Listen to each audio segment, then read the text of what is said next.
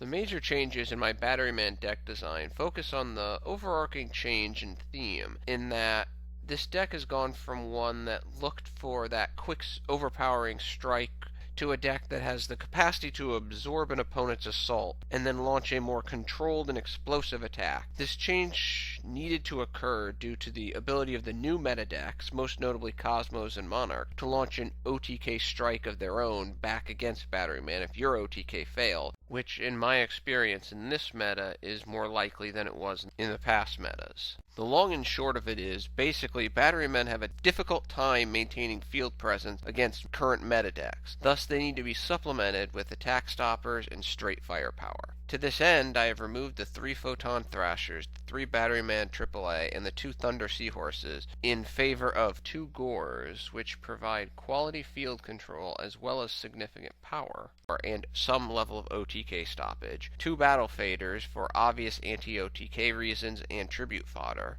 and 1 glow-up bulb to provide potential synchro support, especially due to the ability of Battery Charger basically being a monster reborn for Batterymen, allowing more easy access to multiple monsters on the field for higher level synchros like Trishula or Leo. Also, in my first deck build, I stated that Honest was more of a detriment than a benefit due to the quick strike combo nature of that design, and that was true.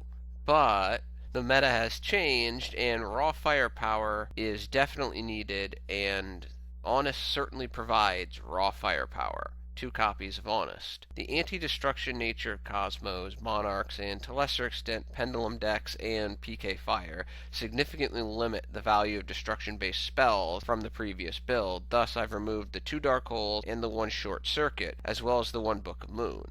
Fortunately, due to their significant amount of revival and advantage production, discarding is not a meaningful issue for Batterymen and typically can actually be a boon.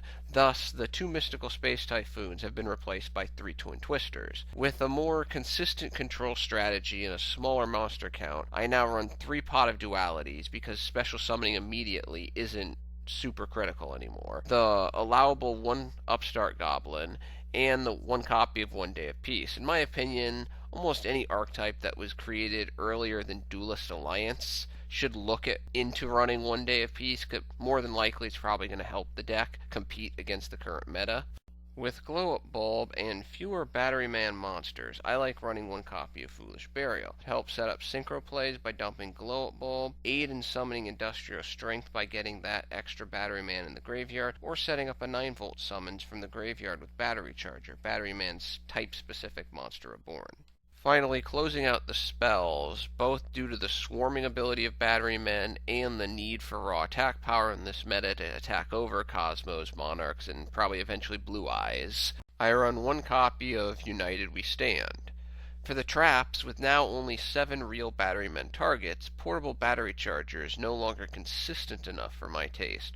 Also, with less spell and trap opposition with regards to attacking, and both due to the shift in meta, people don't run as much back row anymore, and the Twin Twisters now have double the firepower as the MSTs. The 3 Dark Bribes are less valuable. In the slower meta 6 months ago, Batterymen could afford the Dark Bribe. Now, not so much. Finally, the much less effective Ring of Destruction and, unfortunately, the 1 Torrential Tribute were removed, and 1 Vanity's Emptiness and 2 copies of a Mirror Force variant of choice were added. I personally like 2 copies of Storming Mirror Force over Drowning Mirror Force in this deck.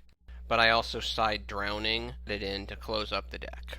For the new extra deck, with the addition of Glow-Up Bulb, we need some new Synchro monsters as well as some new XZ additions.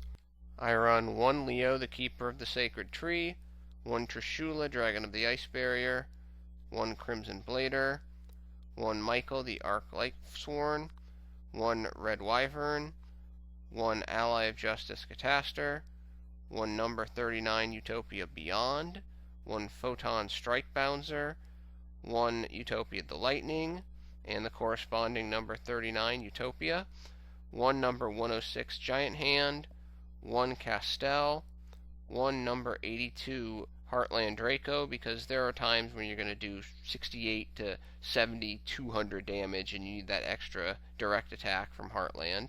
1 Starliege Paladynamo, although the targeting effect has become a little hit or miss now, you still get the draw when it's destroyed. and one Gaga Cowboy. In the end, Batterymen can be a very dangerous deck in this format due to their variety of monster removal, bouncing, monster destruction, Tribute of Stormforth, and various battle destruction elements, including the availability of both Honest and Utopia Beyond. Playing a more defensive strategy can hurt players that overextend, and also hurt those who only choose to run a minimum board presence relying on floating due to the above-mentioned removal attributes. Batterymen have a strong Monarch and Burning Abyss matchup due to not requiring the extra deck and the non-destruction based removal. Not surprisingly, their worst matchup among the meta decks is with Cosmos, like a vast majority of other decks, because of the sheer annoyance of Dark Destroyer and, in the future, Dark Planet. Fortunately, though, the synchro elements associated with this particular deck build increase the probability of victory, taking some of the pressure off of the main deck. Overall, Batterymen are one of the best rogue decks in the game. No love.